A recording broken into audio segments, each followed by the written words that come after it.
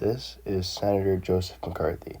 Joseph McCarthy was primarily known for his intense and controversial role in the Red Scare of the 1950s, a period of heightened fear of communist influence in the United States. He became a prominent figure by publicly alleging that communist spies had infiltrated the U.S. government, universities, and other institutions. His tactics were making unsustained accusations and publicly attacking his political opponents, which later became known as McCarthyism. McCarthy's rise to prominence coincided with the Cold War and widespread fears of communist influence in the United States. He fueled these fears by alleging that communist spies were infiltrating various sectors of the society. McCarthy falsely claimed that numerous individuals, including those in the government, universities, and the film industry, were communist or sympathizers. These accusations were often made without any substantial evidence. His tactics, including the use of unsustained evidence and character attacks, became known as McCarthyism, a term that continues to be used to describe similar behavior. Senator McCarthy and his committees launched numerous investigations into alleged communist infiltration in various places, including government, Hollywood, and the military. McCarthy's tactics included making public accusations without proper evidence, pressuring witnesses to name names, and creating a climate of fear and suspicion. I am Senator Joseph McCarthy, and I have a list of about 400 people that are definitely communists in our government, Hollywood, and the Army. And I know that Professor Luke is a communist, as well as Colonel Eisfeller are communists. Individuals accused of communist affiliations were often blacklisted, meaning they were denied employment or opportunities.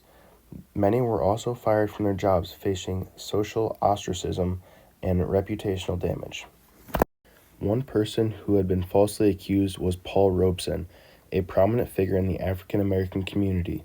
He had his passport revoked just for being accused of being a communist, which had ended his international career. McCarthyism ended in 1954 after Joseph McCarthy had accused people in the Army of being communists. This caused the Army McCarthy hearings, which had showed McCarthy as being more of a bully. The Senate then decided to censor him. Overall, McCarthyism had a lasting impact on American society, fostering a climate of fear and suspicion and raising concerns about the balance between national security and individual liberties. The Cold War had intensified after World War II, and Berlin, located within the Soviet-controlled zone of East Germany, was divided into 4 sectors, with the Western Allies controlling the western half. The Soviet Union, wanting to weaken Western influence in Berlin and ultimately drive all of the Allies out, cut off all land and water access to West Berlin. This meant that the city, which was within the Soviet-occupied zone, was isolated from its Western allies, who controlled its western sector. The Western Allies launched a massive airlift operation, codenamed Operation Vitals, to deliver supplies to West Berlin by air. The airlift delivered food, medicine, coal, and other essential goods to the city's population. The airlift was a remarkable success, providing West Berlin with the essentials it needed to survive the blockade, demonstrating the Western Allies' determination to resist Soviet pressure. One of the most famous pilots of the Berlin airlift was Gale Halvorsen.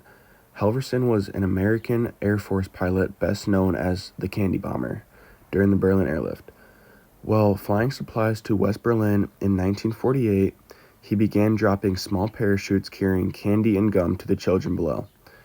His kind acts grew into a large movement supported by other pilots and people back home who sent candy and handkerchiefs to help.